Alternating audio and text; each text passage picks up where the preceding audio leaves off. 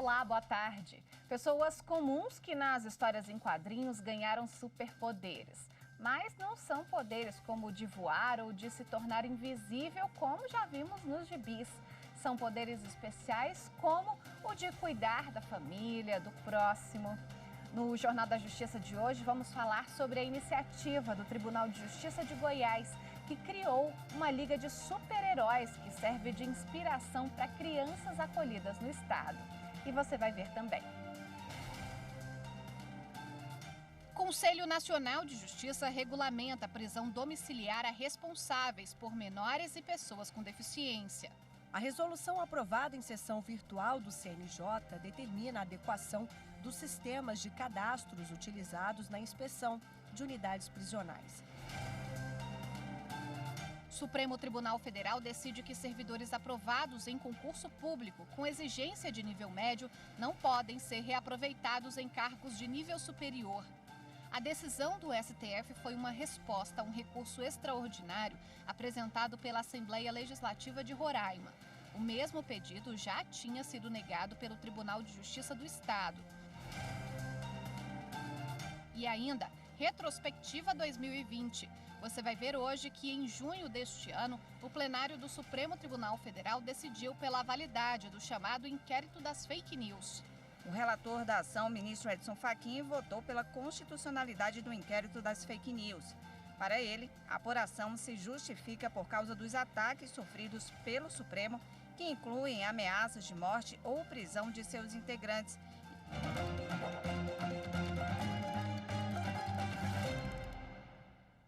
O Conselho Nacional de Justiça regulamentou os procedimentos e diretrizes que devem ser seguidos pelos tribunais para a concessão da prisão domiciliar a pais e responsáveis por menores e pessoas com deficiência.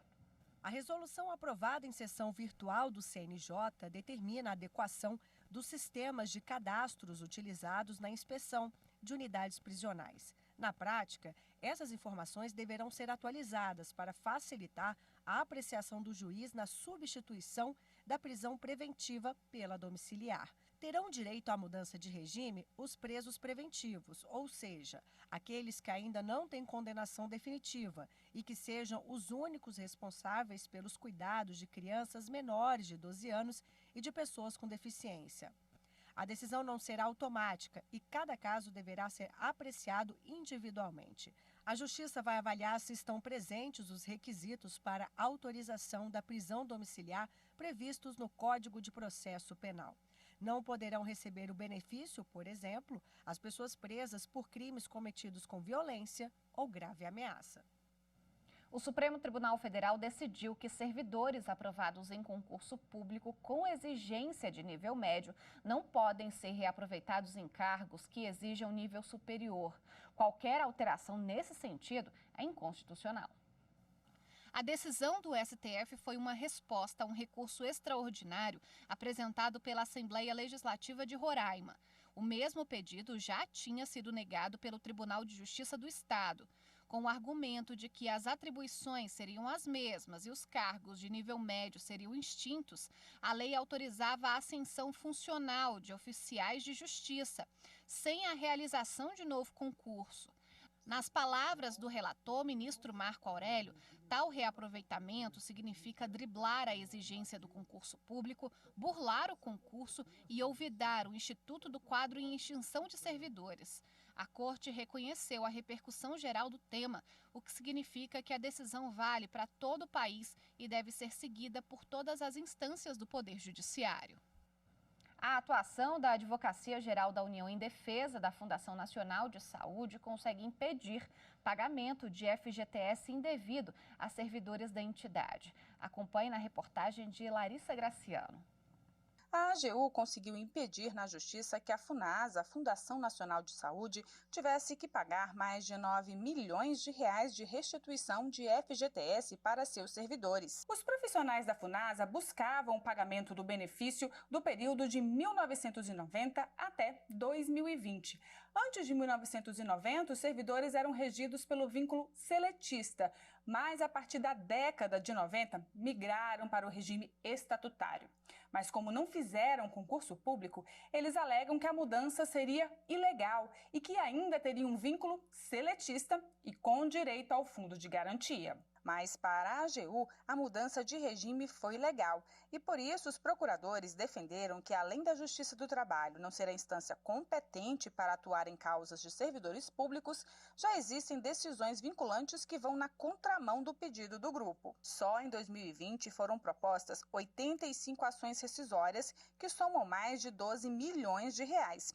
A AGU já conseguiu evitar o pagamento ilegal de quase 10 milhões. Essas ações são importantes não só pela economia que representam os cofres públicos, na medida em que não há o pagamento de FGTS a servidores estatutários, o que é indevido, mas também por evitar que estes servidores venham a obter prejuízos com a reversão de regime, pois o recebimento de FGTS implica no reconhecimento da natureza seletista do vínculo, o que impede o recebimento de verbas de natureza estatutária, bem como a aposentação por este regime. O Superior Tribunal de Justiça decidiu que dirigente de entidade privada que administra recursos públicos pode responder sozinho por improbidade. A primeira turma entendeu que, após a lei de improbidade administrativa entrar em vigor, o particular que recebe subvenção, benefício ou incentivo público passou a se equiparar a agente público, podendo, dessa forma, figurar sozinho no polo passivo em ação de improbidade administrativa. A decisão foi tomada em julgamento de uma ação de ressarcimento proposta pela União contra uma organização não governamental e o gestor dela por suposta prática de atos que violam a lei de improbidade administrativa. De acordo com o processo, durante a execução do convênio, que envolveu o recebimento de recursos do governo federal, o gestor da entidade teria, entre outras coisas, prestado contas de forma precária, sem comprovar a aplicação dos recursos públicos. Em primeira instância, a ação foi extinta sem exame do mérito. O juízo entendeu que o ato de improbidade administrativa só pode ser cometido por quem é agente público, com ou sem a cooperação de terceiro, não podendo o particular isoladamente responder a processo baseado na lei de improbidade. O entendimento foi mantido pelo Tribunal Regional Federal da Primeira Região. No STJ, em decisão monocrática, o ministro Napoleão Nunes Maia Filho, relator do recurso, entendeu que o acórdão não violou a legislação federal. E houve recurso dessa decisão para a primeira turma. Autor do voto que prevaleceu no julgamento colegiado, o ministro Gurgel de Faria lembrou que a Lei 8.429 de 92 ampliou o conceito de agente público, que não se restringe aos servidores públicos. O ministro ressaltou que os autos evidenciam supostas irregularidades cometidas pela ONG na execução de convênio com recursos obtidos do governo federal, circunstância que equipara o gestor a agente público para fins de improbidade administrativa e permite o prosseguimento da ação nas instâncias ordinárias. Veja a seguir: crianças acolhidas em Goiás aprendem lições do dia a dia por meio de histórias em quadrinhos com personagens comuns. Eu te explico no próximo bloco.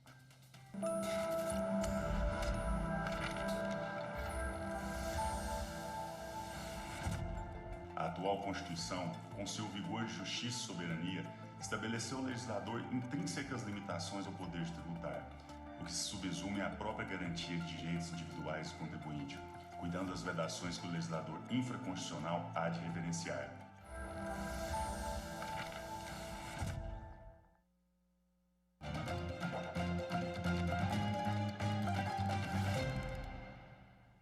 O Tribunal de Justiça de Goiás criou uma liga de heróis com aparência de pessoas comuns do nosso cotidiano para mostrar para a garotada que superpoder hoje em dia é cuidar da família, do próximo. Agora, esses personagens notáveis estão servindo de inspiração para crianças acolhidas no estado. Tudo começou nas redes sociais do Tribunal de Justiça de Goiás. Durante a Semana da Criança, os internautas foram apresentados a 7 super-heróis, todos com poderes de transformar a educação, a alimentação saudável, aprendizado de profissões, vida comunitária. Num mundo não tão distante, com pessoas não tão diferentes, existe um clube de 7 amigos especiais. Eles vivem disfarçados para não chamar a atenção, mas são de fato super-heróis.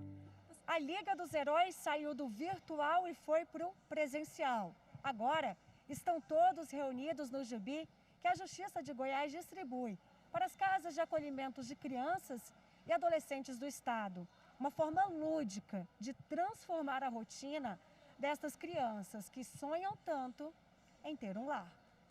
No residencial Professor Nisso Prego, em Goiânia, olha só, as crianças contaram com uma tarde divertida, embalada por uma contadora de histórias. Esse momento é um momento muito importante, né? Que muitas vezes ela se vê nessas histórias, nesses personagens. A história ela diverte, a história ela educa e a história também você pode trabalhar com valores, né? Morais, com valores para a convivência. Que esse momento eles desconectam com o mundo, né? Que eles têm vivido, que eles já passaram, conseguem desconectar dos problemas, né? Das situações que eles passaram e se conectar com a história. Então isso faz muito bem para eles e é muito necessário. Elas receberam os gibis com a saga da Liga dos Heróis Comuns e a cada página, a cada herói que eles conheceram, novos horizontes foram se identificando com cada boneco. É um momento ímpar para eles, né? Ter momentos de descontração e de aprendizagem, porque uma contação de história ainda vinculada à entrega dos gibis estimula a aprendizagem, estimula a leitura, a imaginação. E essas crianças precisam disso e de toda a atenção possível, né, nossa. Então, todas as ações assim serão bem-vindas sempre.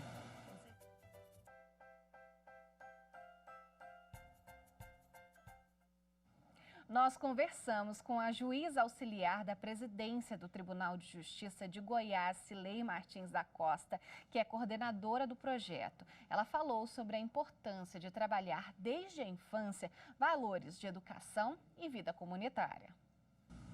Eu acho que a grande importância de se trabalhar desde a infância é fazer com que exista mesmo essa construção de valores, né? Quando nós chegamos à fase adulta, nós já temos algumas concepções pré-determinadas e elas com certeza se constituíram ao longo da vida. Então eu acredito que envolver as crianças com esses valores que são fundamentais e que precisam realmente ser pensados para construir uma sociedade melhor, ela é de suma importância. Creio que os super-heróis eles fazem parte da nossa construção de ideal de mundo mesmo, né? Quem não se lembra assim, dos super-heróis da sua infância, né? Eu me lembro até hoje da Liga da Justiça. E às vezes eu até me pergunto o quanto isso me influenciou. Então eu acredito sim que os super-heróis eles fazem parte do imaginário infantil e alguma coisa daqueles valores eles perpassam durante toda a infância e chega à fase adulta. A juíza falou também sobre o que ela espera de resultado da campanha. Eu acredito que existe um retorno imediato, que é perceber a satisfação das crianças que foram contempladas com as revistas impressas, os gibis, que envolvem esses personagens, mas também é uma expectativa de que isso surta um efeito a médio e longo prazo, que é o envolvimento mesmo das crianças e adultos que participaram, que viram as ações desses super-heróis infantis. Então, eu acho que há toda uma expectativa de todos que se envolveram com o projeto e ela será acolhida não só a curto prazo, mas nós ainda veremos outros resultados dessa campanha nos próximos tempos. Veja a seguir, Retrospectiva 2020. Você vai ver que em junho deste ano, o plenário do Supremo Tribunal Federal decidiu pela validade do chamado Inquérito das Fake News.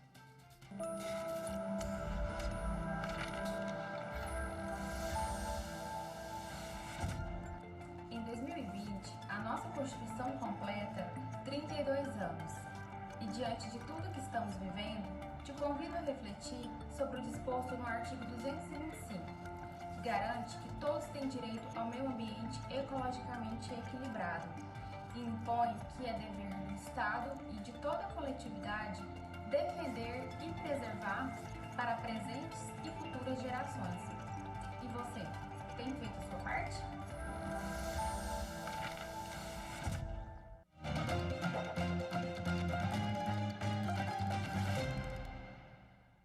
Em junho, o ministro Marco Aurélio completou 30 anos na Suprema Corte do país. Ele foi homenageado por ministros, magistrados e pelo então presidente do Supremo, ministro Dias Toffoli.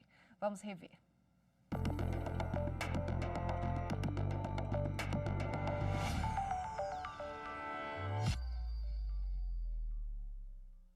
O presidente do Supremo, ministro Dias Toffoli, disse que o ministro Marco Aurélio é um dos juristas mais notáveis do país. Destacou que ele nunca teve medo de ser vencido. Foi o ministro que criou a TV Justiça e comandou a primeira eleição com urna eletrônica. Toffoli lembrou ainda que o ministro Marco Aurélio é um incansável defensor da Constituição Federal. Quis Deus que, em vez de obras de engenharia, construísse Sua Excelência pontes e pacificação entre os homens. Pontes que levam a um país melhor, a uma justiça melhor e ao engrandecimento da magistratura nacional.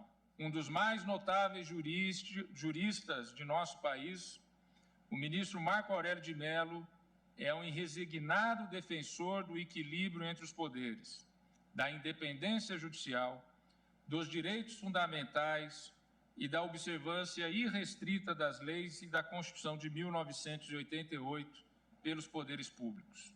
O ministro Dias Toffoli foi acompanhado pelo Procurador-Geral da República, ministros e advogados.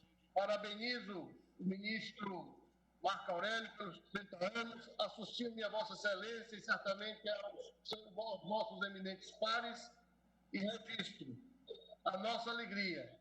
Temos assento nesse momento importante na Suprema Corte, ao lado de Vossa Excelência, senhor presidente, para poder dar nossa modesta contribuição nestes momentos tão importantes para a vida pública nacional. Um dos mais agudos debatedores que já vi atuar. Muitos episódios poderia lembrar, mas fico apenas com um.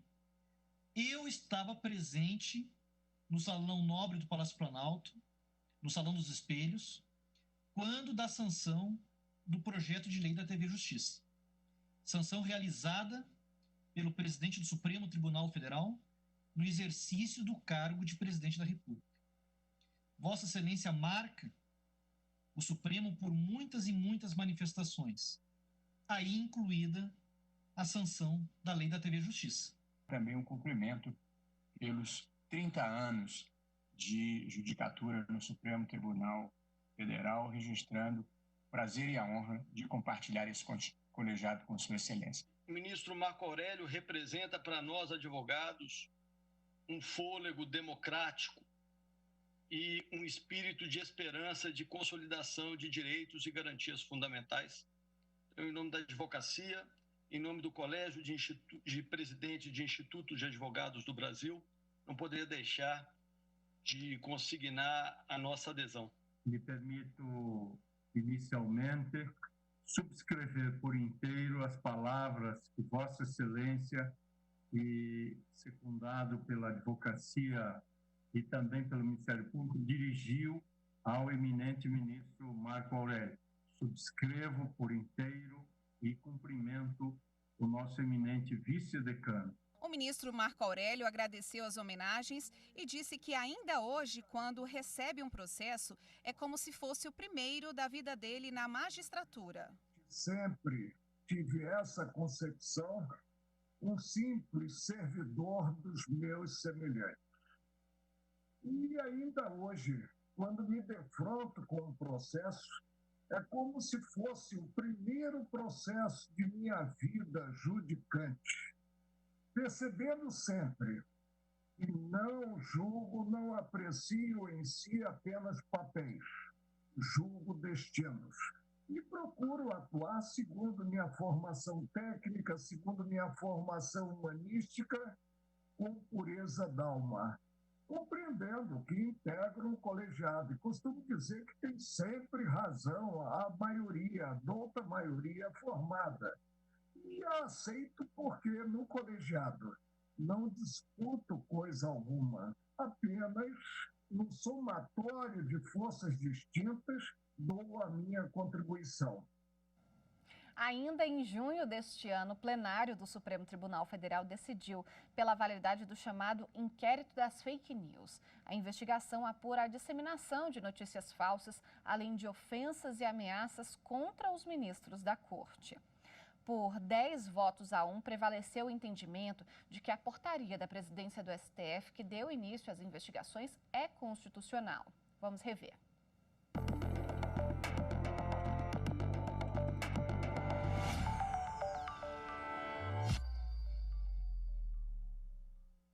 Na ação, a Rede Sustentabilidade questionou a validade jurídica do inquérito aberto pelo Supremo Tribunal Federal em março de 2019, com base no regimento interno da Corte. De acordo com o partido, as investigações começaram sem indicar alvos determinados e sem mencionar se os investigados estariam sujeitos à jurisdição do Supremo. O partido também argumentou que, salvo raríssimas exceções, não compete ao Poder Judiciário conduzir investigações criminais sem a participação do Ministério Público. O relator da ação, ministro Edson Fachin, votou pela constitucionalidade do inquérito das fake news. Para ele, a apuração se justifica por causa dos ataques sofridos pelo Supremo, que incluem ameaças de morte ou prisão de seus integrantes e atos que pregam a desobediência a decisões judiciais. São inadmissíveis a defesa da ditadura, a defesa do fechamento do Congresso Nacional ou a defesa do fechamento do Supremo Tribunal Federal. Não há liberdade de expressão que ampare a defesa desses atos. Quem quer que os pratique precisa saber que enfrentará a justiça constitucional do seu país. O relator do inquérito das fake news, o ministro Alexandre de Moraes, acompanhou o voto do ministro Edson Fachin e destacou o grau de violência das ameaças sofridas pelos ministros da Corte. Abre aspas. Que estuprem e matem as filhas dos ordinários ministros do Supremo Tribunal Federal. Fecha aspas. Em nenhum lugar do mundo isso é liberdade de expressão. Isso é bandidagem. Isso é criminalidade. Postagem realizada por uma advogada do Rio Grande do Sul, incitando o estupro, incitando violência sexual contra a filha de ministros do Supremo Tribunal Federal. Além de Moraes, mais 8 ministros acompanharam o voto do relator. Para eles, o inquérito aberto pelo Supremo segue a norma legal e é uma resposta diante da gravidade dos ataques. Segundo os ministros, na democracia não há espaço para violência, ameaças e discurso de ódio. As instituições democráticas precisam ter mecanismos de autodefesa. Esses atos que estão sendo praticados é o germe inicial de instalação no Brasil de atos de terrorismo contra a Corte, manifestações de atentado contra o prédio, contra os ministros, visando exatamente elevar o temor. A democracia não pode ser deixada em desvalia pela ação de pessoas autoritárias, daqueles que pretendem a morte da Constituição para colocar a sua vontade pessoal, individual, seus voluntarismos à disposição de todos os outros e submetendo e dispondo todas as pessoas a seu talante. Os resultados obtidos ao longo dessa investigação revelaram a existência de um aparato delituoso, cujo suporte operacional reside em uma verdadeira máquina de fake news. O único a divergir foi o ministro Marco Aurélio. Ele defendeu a liberdade de críticas ao Supremo Tribunal Federal e ressaltou que não há possibilidade do Poder Judiciário participar da fase pré-processual e da coleta de provas. Para o ministro, ao assumir a investigação das fake news, o STF teria ultrapassado os limites da organização processual. Cuja condição investigatória está sendo feita por magistrados sem participação do Ministério Público, em afronta à Constituição e ao sistema acusatório. O então presidente do STF, ministro Dias Toffoli, afirmou que a instauração do inquérito por meio de portaria assinada por ele foi uma reação institucional que se tornou necessária em razão da escalada das agressões cometidas contra o tribunal. Toffoli frisou que o objetivo do inquérito não é apurar críticas ou meras discordâncias a decisões do Supremo, mas investigar ataques que têm como objetivo minar a credibilidade da Suprema Corte. Aceitar as fake news como um fenômeno inevitável é permitir que a política do ódio, da violência e da intolerância e que atitudes extremistas possam ser aceitas sem a necessária responsabilização. É aceitar que nada pode ser mudado, que nada pode ser feito. Por 10 votos a 1, o plenário do Supremo rejeitou a ação da rede e decidiu pela validade do inquérito das fake news. O Jornal da Justiça fica por aqui. Muito obrigada pela companhia. Um ótimo dia de Natal para você. Tchau.